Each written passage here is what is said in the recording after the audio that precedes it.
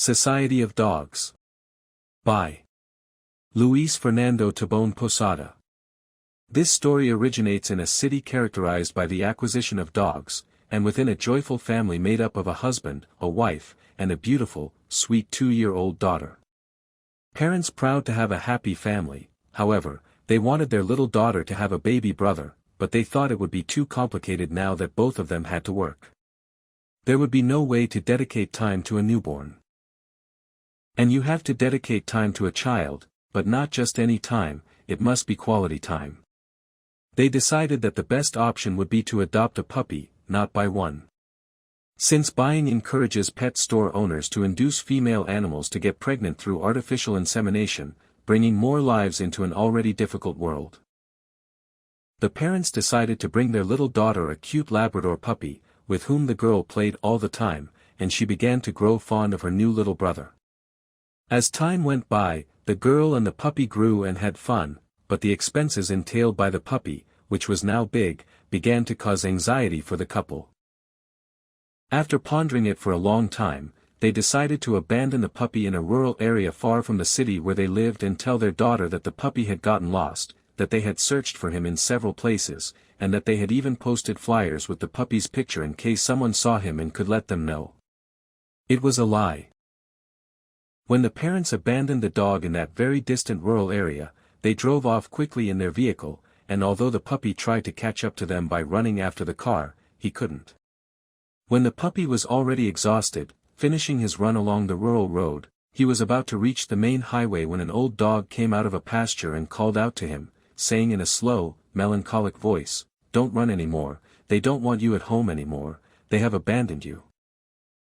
The puppy was already quite scared because he had assumed they had forgotten him by mistake, and upon hearing this, he broke down in tears. With the passage of time, the puppy got used to the fact that he had been abandoned. He survived on what he found in the trash and the little bits that the local residents gave him from time to time.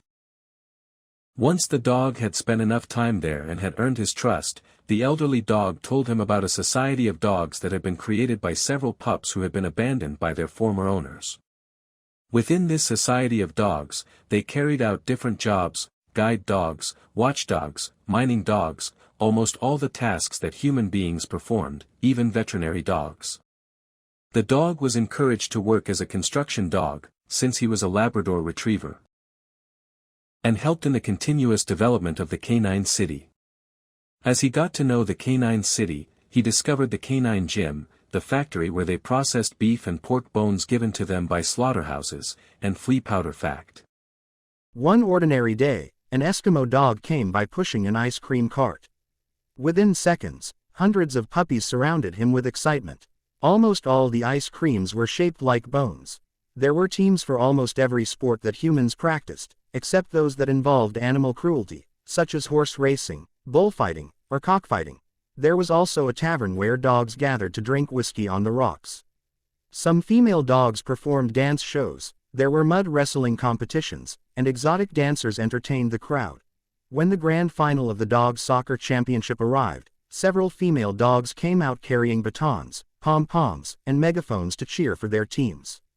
The stands were packed with dogs of every breed, waving flags and banners while enthusiastically supporting their favorite teams.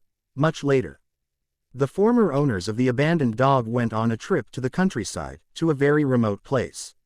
They ventured deeper into the meadows when a pack of wolves spotted them from a distance and began chasing them. As soon as the humans realized the danger, they ran and climbed a tree, where they were forced to spend the night without food or water. By chance, the abandoned dog happened to be passing through the area while looking for an old friend, an elderly wolf who welcomed him warmly. The old wolf asked him to wait a moment because the pack was hunting a family of humans. The dog walked closer and realized that the humans were his former owners.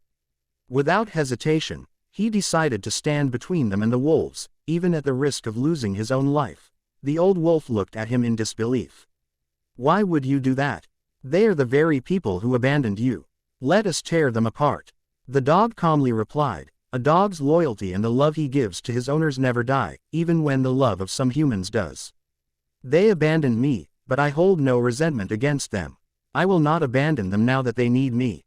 Then the elderly wolf spoke. The man who abandoned me when I was just a young dog once took me to a biology class at a school. The teacher said that human beings were the greatest species on Earth. But he failed to explain one thing. Yes, they are the greatest species, from the bottom up. They are the best of the worst. They are the only species that pollutes rivers and the atmosphere. They invented insecticides that poison nature. They invented sport hunting and sport fishing, where the victims do not even know they are supposedly taking part in a sport. They are simply running or struggling to save their lives. They invented bullfighting, a spectacle in which the victim has no idea that it is supposedly helping entertain and bring families together while suffering, bleeding, and dying. They also use working animals for their own convenience, forcing them to carry heavy loads over great distances. They lure them with food and drive them with the whip. They kill animals to eat their meat, and worse still, they kill one another. So, you see, that is why I say they are the greatest species, of the worst.